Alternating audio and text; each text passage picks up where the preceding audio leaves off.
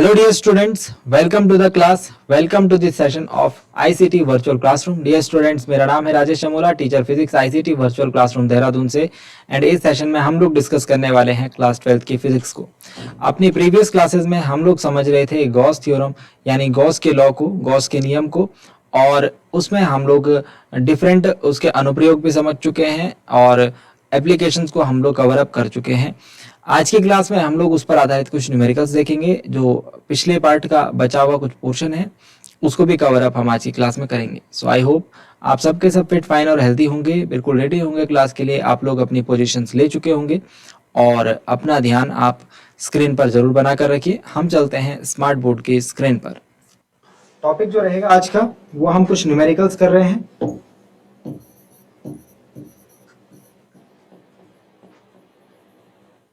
Based on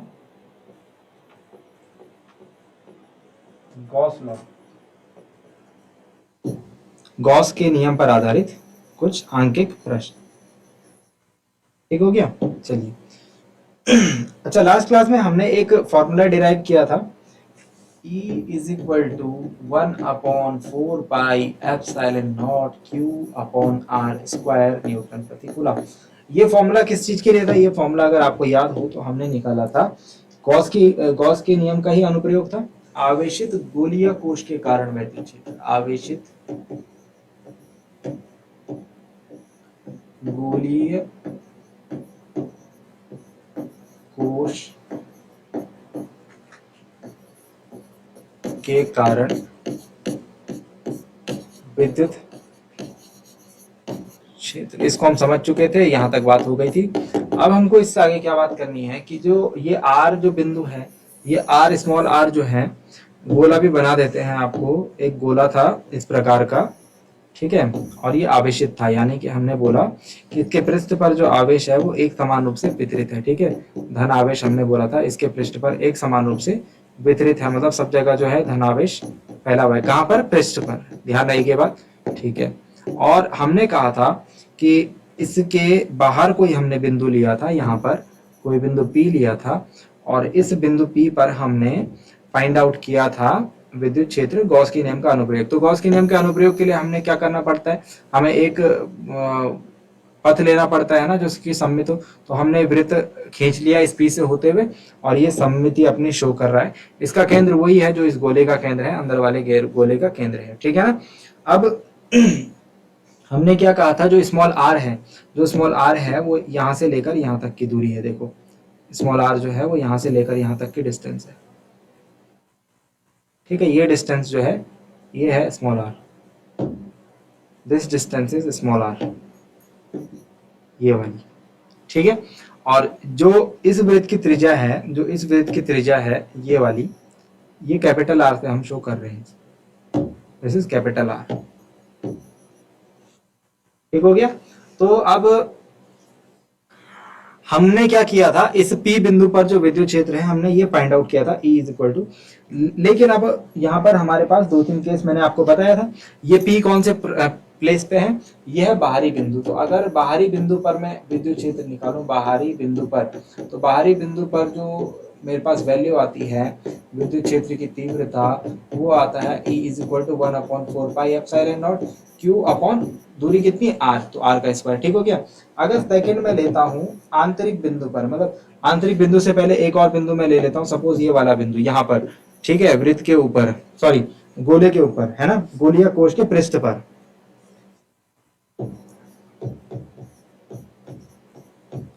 यानी कि at surface. तो एट सरफेस बताओ बच्चों, एट सरफेस में आर की जगह क्या प्लेस करूंगा?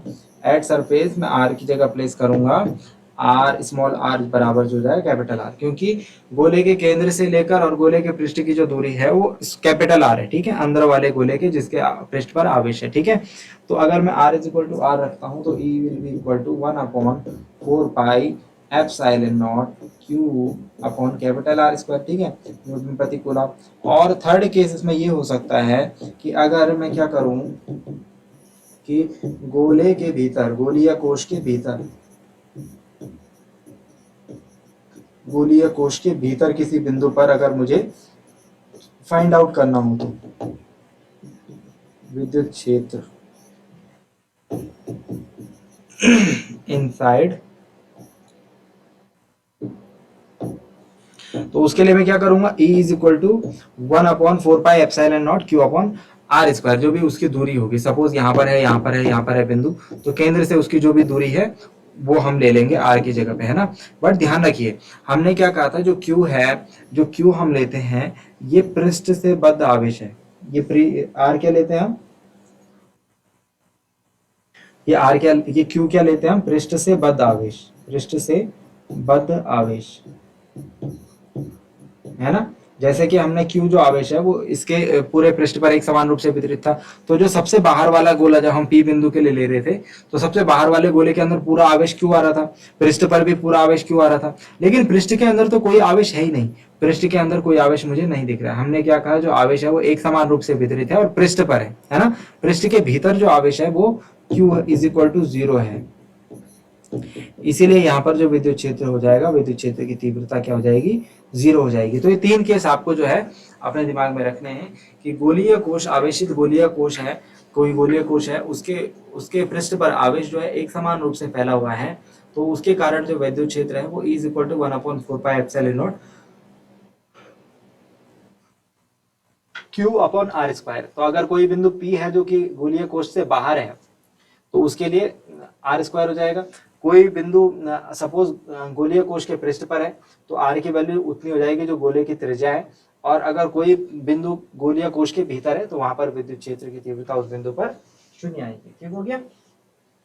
चलिए अब कुछ क्वेश्चन हम लोग करते हैं। यहाँ पर आप ये लास्ट वाले पॉइंट को लिख सकते हो, लास्ट वाले पॉइंट को आप लोग एक्सप्लेन कर सकते हो। इसमें आप क्या चीजें लिख सकते हो, चलिए यहाँ पर लिख लेते हैं। इसमें आप लिख सकते हो कि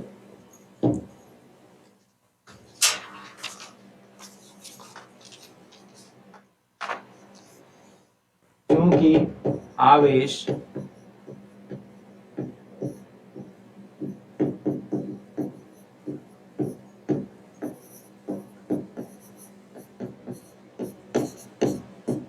गोले के पृष्ठ पर रहता है,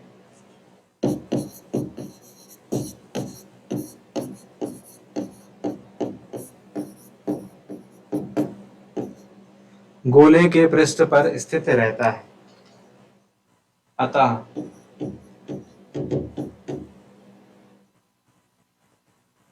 जब कोई बिंदु लेंगे हम R, जो कि गोले की त्रिज्या से लेस होगा,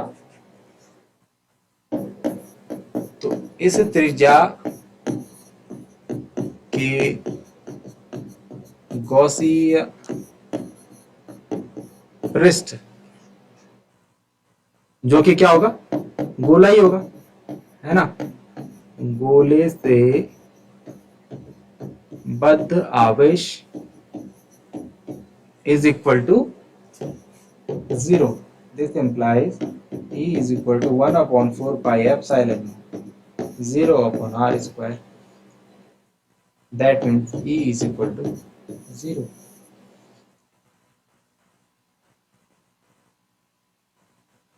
ठीक है। और गॉस के नियम से आप ये भी कह सकते हो, since pi is equal to Q upon epsilon, है ना। गॉस के नियम हमको क्या कहता है, पृष्ठ से बद्ध आवेश का 1/ε0 गुणा होता है उसके वैद्युत फ्लक्स। तो अगर ये 0 है तो E जो होगा 0 हो जाएगा। ओके, यहाँ पर आप Q की जगह 0 रख सकते हैं। ठीक हो गया। चलिए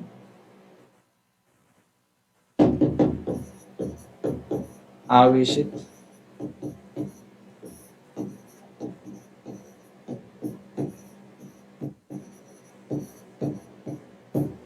कोश के भीतर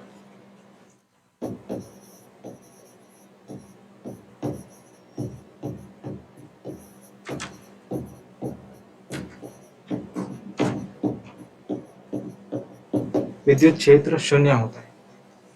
ओके, बात समझ में आ गई। ठीक है, अब हम लोग कुछ न्यूमेरिकल्स देख लेते हैं, कुछ छोटे छोटे न्यूमेरिकल्स, कुछ छोटे छोटे आंकिक प्रश्न, उनके ऊपर चर्चा कर लेते हैं।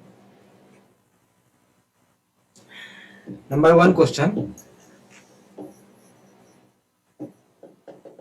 क्वेश्चन लिख देता हूं आपके सामने। 20 सेंटीमीटर त्रिज्या के, क्वेश्चन नोट डाउन कीजिए, गोलीय गौसीय पृष्ठ के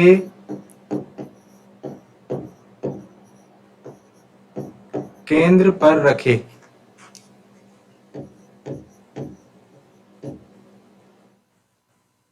आवेश के कारण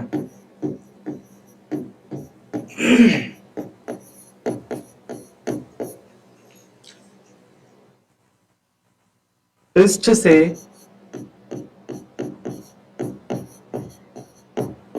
-5 × 10⁻³ newton metre square coulomb inverse का विद्युत फ्लक्स गुजरता है। ठीक हो गया। नंबर 1, इसमें आपको क्या पता लगाना है, पृष्ठ द्वारा घिरा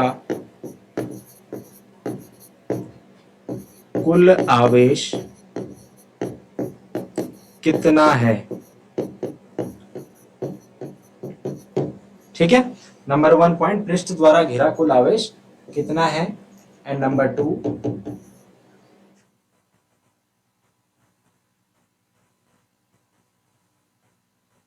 यदि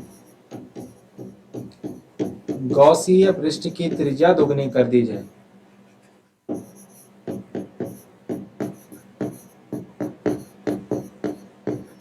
त्रिज्या दुगनी कर दी जाए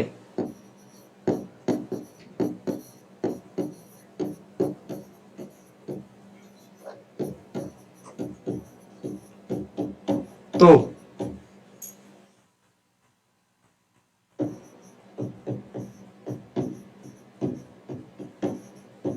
पृष्ठ से कितना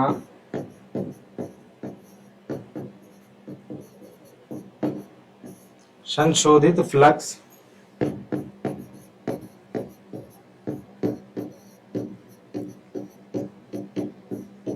गुजरेगा। ये रहा हमारे पास क्वेश्चन, और ये होगा हमारे पास उसका सॉल्यूशन। देखिए क्वेश्चन में जो जो बातें रखी गई हैं,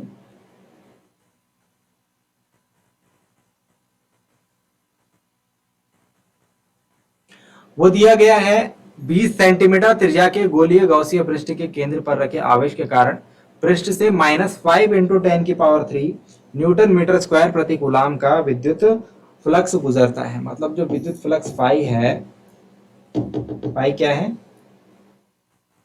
पृष्ठ से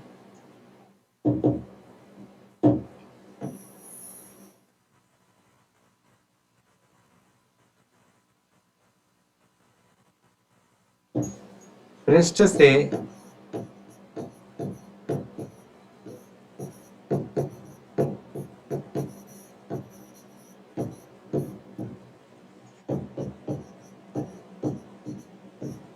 गुजरने वाला विद्युत फ्लक्स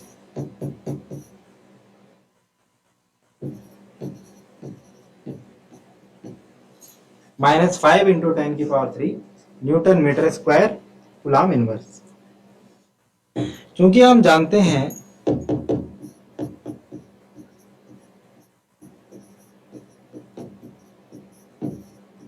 के नियम से, बुक में इसे गाउस से लिखा हुआ है, ठीक है, फाई इज इक्वल टू 1/ε⁴ क्या होता है, पृष्ठ से बद्ध आवेश का 1/ε0 गुना होता है। दिस इंप्लाइज जो Q इज इक्वल टू होगा, Q की वैल्यू क्या आएगी, ε0 इंटू 5, ε0 इंटू 5। ε0 की वैल्यू जानते हैं आप, है ना,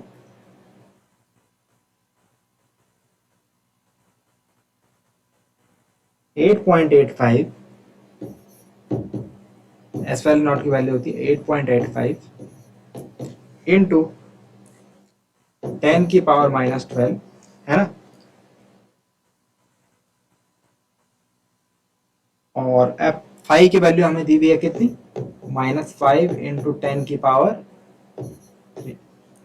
जब आप इसे कैलकुलेट करेंगे तो it will be 8.85 into 5 into 10⁻12 plus 3, minus आएगा। Q will be equal to -4.425 into 10⁻⁸ coulomb. यह है हमारे पास फाइनल आंसर, ठीक है।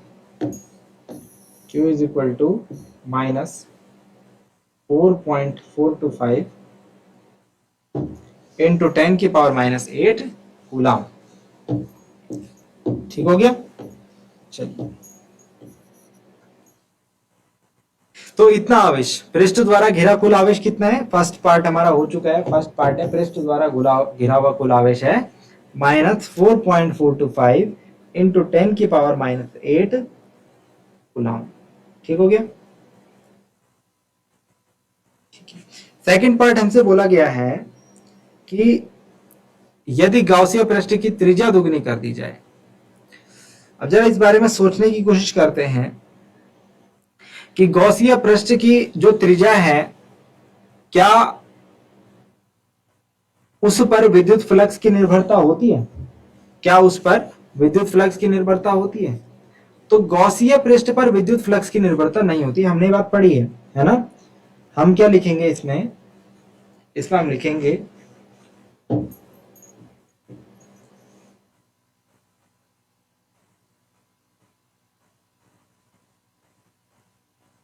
सेकंड पार्ट है इसका, ठीक है। इसमें नोट डाउन कीजिए,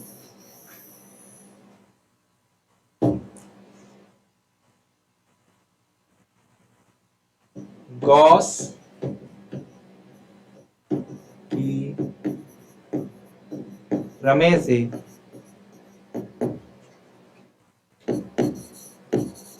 विद्युत फ्लक्स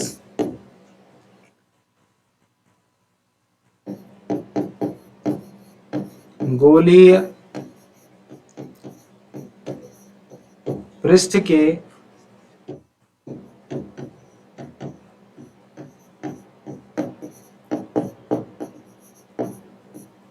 आकार पर निर्भर नहीं करता।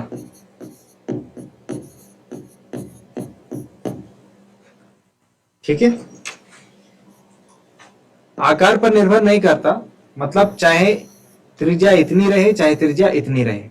ठीक है, जो फ्लक्स है, जो पृष्ठ से होकर के जो फ्लक्स गुजर रहा है, उसकी वैल्यू सेम रहेगी। इसलिए पृष्ठ की त्रिज्या दुगनी कर देने पर भी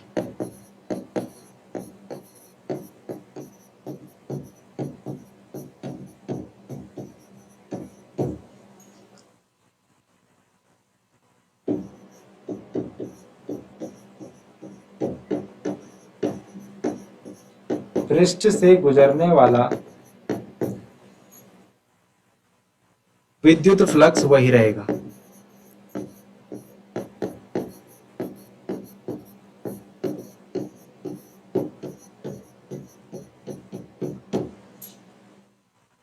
अर्थात phi is equal to -5 into 10⁻³ newton metre square coulomb inverse. ठीक हो गया। तो ये हमारा फर्स्ट क्वेश्चन था, आई होप आपको समझ में आया होगा। ठीक है,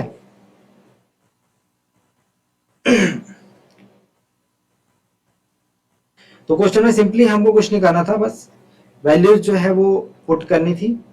ठीक है, और सिमिलर क्वेश्चन था। एक और क्वेश्चन हम लोग लिखते हैं, आई होप समझ में आया क्वेश्चन। एक और क्वेश्चन लिखते हैं।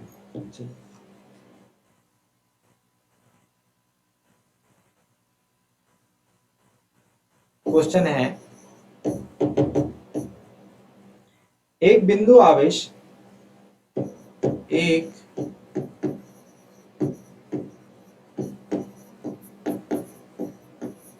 बिंदु आवेश 10 सेंटीमीटर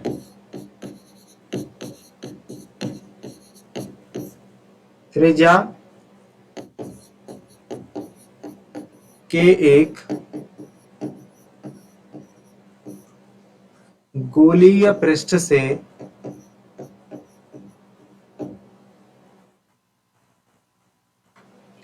-1.0 इंटू 10 की power 3 newton metre square coulomb inverse का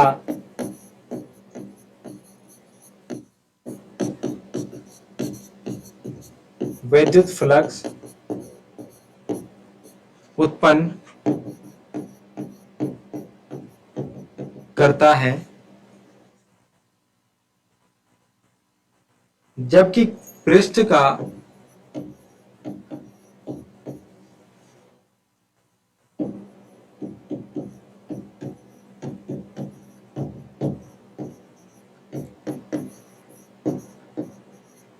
केंद्र बिंदु